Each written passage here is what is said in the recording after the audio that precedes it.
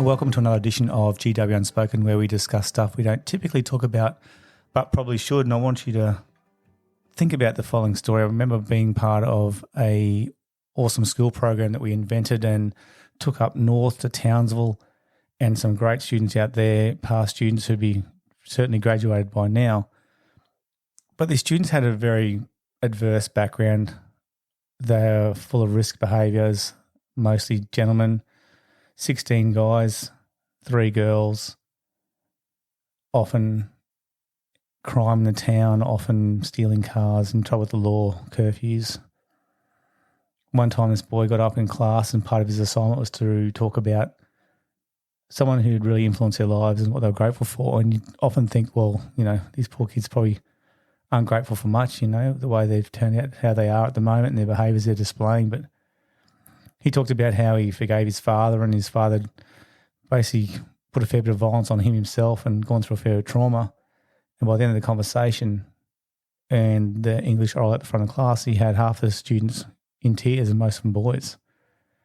And I just thought how important that connection was, how important it was to be vulnerable. And I know over the past few weeks we've had some amazing guest speakers, and they've really talked about their vulnerability and the things they've gone through, their adversity, and the vulnerability not only helped increase their connection to where they are now with the people they know, but also increase their authentic interactions and improve their relationships. And I want to test you out there and think about, how's it going for you? Are you being vulnerable with the people that you know and who you can influence? Because I know part of the season 3 with the innate code, we're going to go through the 8 things that we believes that helps with holistic health. But I think community and culture is a big one. We all want to be social animals. We're designed to be that. We're designed to want to be part of a group and be accepted. And I think that's a big one. Why a lot of times we're not vulnerable. I know with teens, a lot of times teens don't show their authentic self because they just want to be part of a group and fit in. They don't want to stand out. And often they don't have the confidence to do that during that teenage period.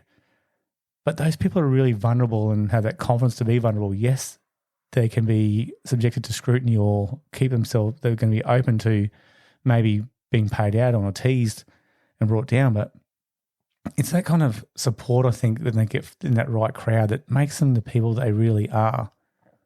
And the people who I've now heard of, and it's from students, it's from teachers and educators, it's from corporates, it's from family members, it's from people who don't even know now, are writing in to say, can't believe that speaker was so vulnerable. It's actually made me feel better now. I can come out and talk more openly even with my close group of friends.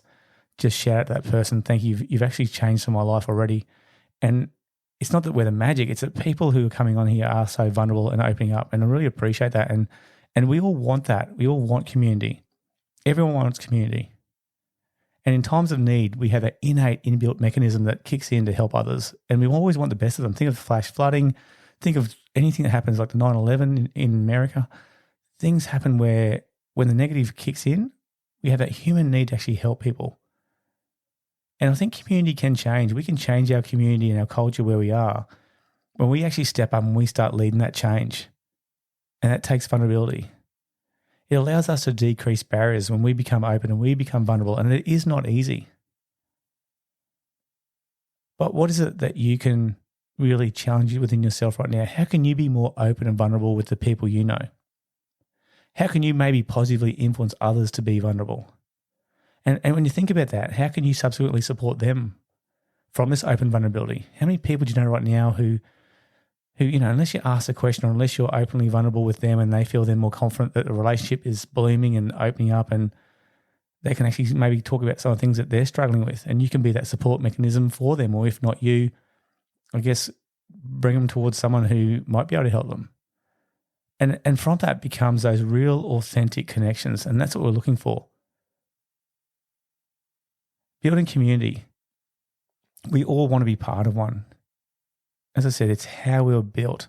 Socialization gives us an increase in those hormones, those endorphins, those, the oxytocin, the feel good. Yes, we want to be accepted. Yes, we want to be part of a group. But imagine if you could feel, you know, how you'd feel by opening up the vulnerabilities of other people and then them becoming more open and more authentic in the people they know. It's like a pay forward thing.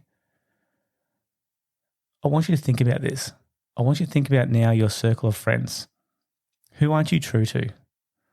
We talked about 2024 being a brand new year and not being frustrated about having another second or third or fourth year, or how many years you've been promising yourself to have a better year. I know personally that had a real big kick in the guts at the start of the year.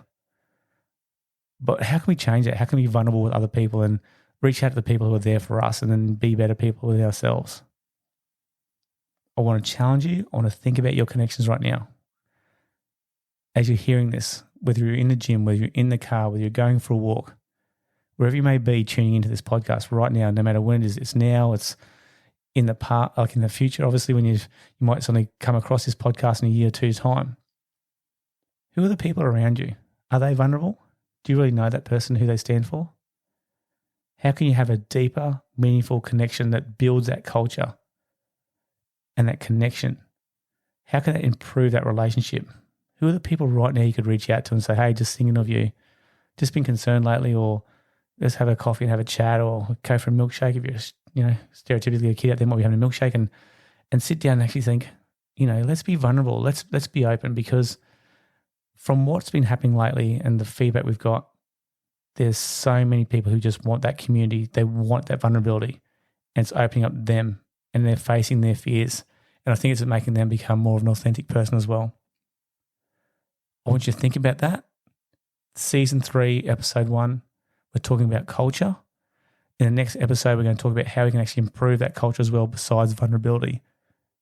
Who can you challenge? How can you challenge yourself to build community and ensure that you have those authentic connections? I look forward to you tuning in next time.